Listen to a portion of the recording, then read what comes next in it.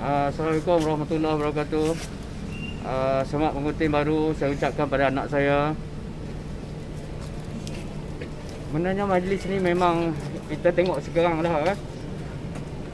Sebuah kekurangan pada beliau. Kita sangat sedih lah apa yang berlaku sebenarnya. Saya walaupun macam tu saya syukur alhamdulillah kerana saya ada abang yang baik, kawan-kawan saya yang baik. Maknanya dapat membantu saya mewakilkan diri saya untuk majlis akad nikah anak saya pada hari ini lah. Jadi itulah maknanya syukur sangat pada Tuhan. Maknanya walaupun keadaan COVID sekarang ni, maknanya saya family dalam kuarantin, anak saya positif dan isteri saya positif. Tapi majlis anak saya ni terus berjalan dengan lancar dengan dibantu oleh inilah rakan-rakan saya yang ada pada ini hari. Alhamdulillah. Pada saya maknanya yang lain juga saya nasihatkan supaya sentiasa menjaga penjarakan dan sebagainya, arahan kerajaan lah berkaitan dengan SOP. Jadi semua harus berhati-hati sebab COVID ni tak mengenal siapa pun, dan kita tak nampak COVID ni sebenarnya, tak nampak musuh kita, tak nampak COVID ni. Dia akan datang menyerang kita bila-bila masa saja. Salah step, salah sikit dia akan kena tu sebenarnya bukan kita seorang yang kena, dia akan boleh bawa kepada lain-lain orang, family kita, rakan-rakan kita. So hati-hatilah dengan serangan COVID ni.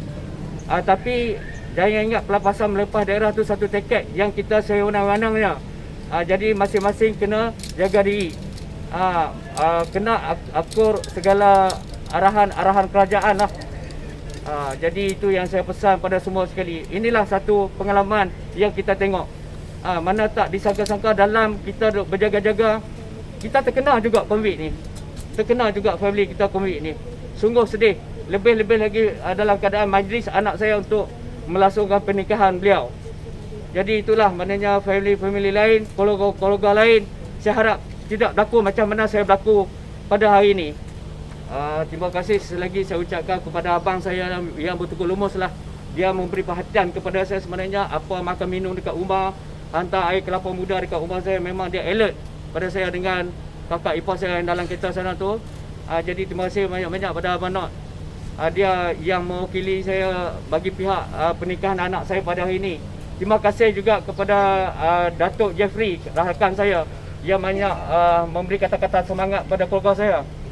Terima kasih kepada Datuk Ridwan, Presiden Usahawan Kecil dan Sederhana Malaysia, merangkap sebagai Presiden NGO Malaysia. Dia turut hadir pada majlis saya pada hari ini untuk memberi semangat kepada saya. Walaupun kita tengok keadaan dekat rumah saya ni memang tak ada sebarang jamuan yang saya buat. Sebabnya kita akur dengan arahan kerajaan. Jadi itulah maknanya keadaan macam ni bagi saya adalah satu sejarah hidup saya lah. Jadi sejarah ini jangan berlaku pada keluarga lain. Kita harap macam tu. Biar kita akan terima maknanya satu ujian Tuhan pada kita. Jadi ada keluarga, ada yang positif, ada yang negatif kan. Jadi dalam satu rumah tu macam mana dia punya SOP lah. Dari awal permulaan tu macam mana nak buat tanda tangan, susah tak cerita detail? Okey. Kan. Permulaannya sebenarnya anak saya balik daripada percutian daripada Langkawi. Jadi dia datang ke rumah saya ni maknanya hantar buah tangan lah. Buah tangan daripada Langkawi, coklat, minyak wangi dan barang-barang lain. Jadi pada sudut tu dia datang sini menghantar. Tak lama kemudian dia telefon maklum pada kita dia sudah positif. Selepas dia buat COVID test, mengatakan dia positif. Kita tak tahu maknanya dia perkara berlaku ni, jangkitan berlaku ni daripada Langkawi ataupun daripada tempat bekerja beliau dekat Kuala Lumpur. So daripada sudut situ saya dengan family buat swab test lah. Jadi didapati anak saya dengan isteri saya dah positif. Jadi kalau kita maknanya daripada sudut tu rumah dan anak saya ni dipasang gelang lah supaya kuarantin dekat rumah. Daripada sudut tu KKM ada interview dengan kita, bertanyalah soal rumah macam mana, ada bilik air tak dalam rumah apa semua. Saya kata ada. Jadi dia bagi kuarantin tu dekat rumah. Sekiranya macam bilik air ni tak ada, kat rumah ni tak ada bilik air dalam bilik tu masing-masing, maknanya benda tu akan kuarantin dekat pihak hospital lah, Maib dan sebagainya lah. Okey. Jadi macam mana pembahagian daripada orang yang negatif ke positif, ada pembahagian bilik-bilik lah. Maknanya orang yang tak negatif ni dan positif, maknanya kita ada satu penjarakan berlaku dekat situ, dan orang yang positif ni tidak boleh keluar daripada bilik. Apa-apa barang makanan dan keperluan dia, maknanya kita akan hantar depan bilik lah. Nanti dia akan ambil depan bilik tu. Okey, cabaran nak menjelang perkahwinan anak, macam mana cabaran tu? Cabaran ni memanglah siapa pun tak nak. Yang kita tahu kalau majlis kunuri anak-anak ni sebenarnya kita akan sibuk 2-3 bulan. Kita akan buat persiapan, jemputan, persiapan menu apa kita nak sediakan, di dewan mana kita nak sewa. Tapi kali macam ni kita tak boleh nak buat macam tu. Tak boleh nak buat macam tu, maknanya kalau tuan-tuan tengok ini hari kat rumah pun tak ada makan minum saya sediakan langsung. Sebab tak boleh kan, itu arahan daripada kerajaan, arahan PKP yang kita perlu akur semua. Jadi kita rasa sangat sedih lah apa berlaku pada hari ini. Sangat sedih sangat. Kenanya saya tak dapat dalam rombongannya bersama ketiga majlis akad nikah dijalankan. Okey, pertama sekali masa buat pemeriksaan swab test berlaku di klinik ni lah, klinik swasta lah. Sebenarnya didapati isteri dan anak saya didapati positif. Dan ketika tu sebenarnya menyulitkan kita, ketika kita dah pasti dia positif, dia berunding kat rumah. Jadi perjalanan dalam kereta tu sebenarnya cukup merisaukan bagi kita yang negatif lah. Sebab dalam kereta tu memang ialah duduk sekali dalam sebuah kereta. Jadi boleh kita terdedah dengan risiko ni. Setelah awak balik ke rumah, maknanya perhubungan tu agak sukar lah. Kalau kita nak jumpa dengan masa-masa COVID ni, anak dan isteri ni, maknanya memang agak sukar. Jadi apapun kita sediakan meja di hadapan pintu bilik dia. Setiap kali kita akan WhatsApp ataupun call, maknanya ambil makanan yang kita hantar ataupun barang-barang keperluan dia lah. Maknanya dia tak boleh nak berjumpa kita langsung. Nak berusaha sebab apa dia kena dalam bilik. Kita Datuk, kita ni dah tadi kan dah cakap. Okay. Saya nak tanya lepas dah mengalami situasi macam ni, apa perasaan Datuk? So dah mengalami positif ni sebenarnya cukup merisaukan kita. Sebab anak dan isteri saya ni mengalami asma kronik. So saya cukup risau. Takut benda tu akan lebih parah gitu rasa. Jadi saya setiap masa, setiap jam saya akan bertanya kepada beliau melalui WhatsApp, okey tak? Macam tu, okey ke tak? Kalau tak okey, beritahu, saya akan panggil ambulan datang ambil kat rumah. So jawapan dia okey lah. Sebab apa? Dia punya asma ni, dia ada inhaler dia tu, gas dia tu, memang dia sediakan lah, standby lah untuk apa-apa kes. Yang terakhir Datuk, perasaan Datuk lepas mengalami situasi perkahwinan anak macam ni, tengok isteri dari luar, tengok anak, apa perasaan Datuk? Pertama sekali maknanya perjalanan kita lah masa COVID ni dah hampir 2 tahun lah. Jadi maknanya kita takut safe sangat tentang, kita dengar kawan-kawan kita yang lain ramai rakyat Malaysia ni dah kena COVID. Kita cukup risau, kita cukup menjaga benda-benda ni. Kita tak pergi ke suka hati pergi di mana-mana, kita akan jaga jarak. Kalau kita pergi berasas kepada keperluan kita keluar. Jadi dalam jaga kita, dalam kawal kita tu sebenarnya terkena juga COVID ni. Jadi lebih-lebih lagi pula majlis anak kan, majlis anak, perkawan anak, kita sendiri keluarga sebelah lelaki ni tak dapat hadir untuk mengiringi masa majlis akad nikah. Kita rasa sedih sangat sebenarnya.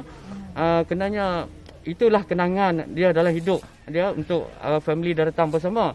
Tapi kita tak boleh nak elak. Kita ikut arahan kerajaan supaya tidak berurusan dengan siapa-siapa lah, maknanya kuarantin kat rumah. Okey, Datuk. Alright. Okay. Dengan siapa?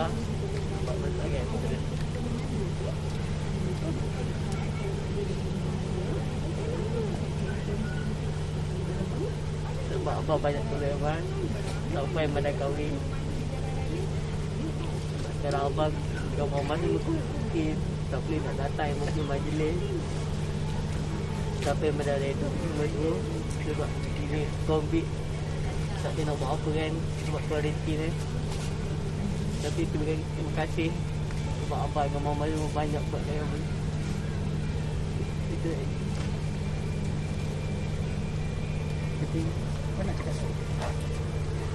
terima kasih abah, mama yang banyak bantu daripada awal dan akhir lah. Walaupun akhir jadi macam ni, kami tetap reda. Terima kasih dekat semua lah.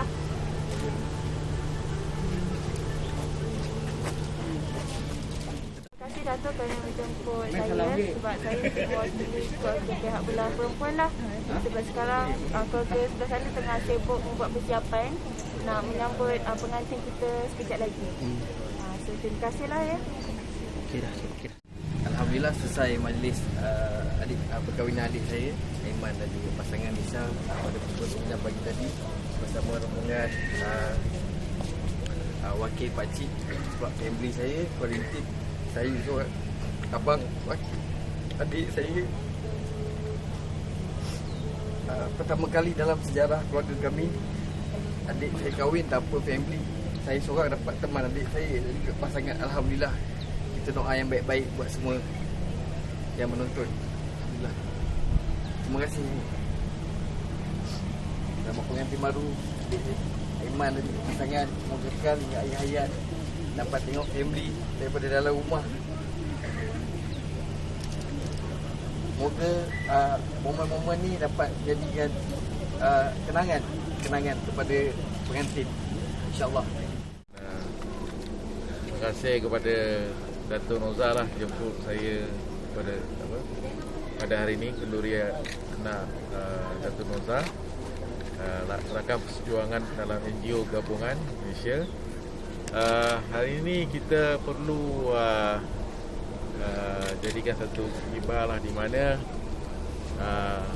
keluarga yang hari ini ada kenduri kahwin kan, tanpa jalankan dengan sempurna disebabkan keluarga pengantin lelaki rakan saya Datuk Nozar, di mana keluarga mereka mengalami dalam situasi positif COVID lah. Jadi bila kita nak buat kenduri besar-besaran, nak jemput kawan-kawan semua tak dapat, bersama dengan saudara mara. Dari sini saya perlu ketengahkan satu perkara di mana baru-baru ni kita lihat Kerajaan Negeri Melaka telah isytiharkan pilihan raya negeri. Dalam isu ni kerajaan pusat yang Hormat Perdana Menteri perlu kaji adakah pilihan raya kecil di negeri Melaka perlu dilaksanakan ataupun tidak. Contoh keluarga ni di mana anak Datuk Nozar telah bercuti di Langkawi dan balik daripada Langkawi disahkan kena COVID, positif COVID. Jadi pilihan raya perlukah diadakan di Melaka, kita perlu kaji, ataupun SPR perlu mengambil jalan tengah, perlu jaga keselamatan rakyat dan keamanan kesejahteraan negara dari segi sudut kesihatan rakyat. Jadi dalam perkara ni saya lihat SPR perlu wujudkan satu kaedah baru. Walaupun kita lihat Sabah dengan Melaka berbeza. Dulu rakyat belum suntik vaksin, tapi kali ini maksimum dah 80% rakyat dah cucuk vaksin, dah mengambil vaksin. Jadi kita perlu, SPR perlu kaji satu kaedah. Yalah, kita perlu kaji satu kaedah bagaimana perlu melaksanakan proses pengundian ni, pilihan raya, dalam pilihan raya ni. Kemungkinan pada PRU 2023, PRU 15 waktu tu dah had masa tempoh dah sampai, dah tentu parlimen perlu dibubarkan. Jadi kita perlu fikir waktu tu COVID masih tak dapat kawal, adakah kita nak tangguh pilihan raya? Jadi hari ini SPR perlu kaji satu kaedah bagaimana kita nak melaksanakan proses kempen dan proses pengundian. Tok, PRN Melaka ni wajarkah PRN Melaka ni kerajaan, maksudnya kerajaan declare darurat pada Melaka? Ini bukan soal darurat. Kalau dah maksudnya tempoh dah TYT dah umumkan bubar DUN, perlu adakan pilihan raya, tapi SPR kena cari satu kaedah. Macam contoh 2023 parlimen perlu dibubar. Andai kata waktu tu COVID masih tak reda lagi, adakah kita nak buat proses darurat? Kita perlu kaji, sebab rakyat pun perlu ada satu perubahan kepada kerajaan yang sedia ada sekarang. Mereka nak ada perubahan. Ini yang saya minta. SPR perlu kaji. Adakah proses undi melalui online, kempen melalui online? Kena cari satu kaedah yang baru. Itu je. Itu je.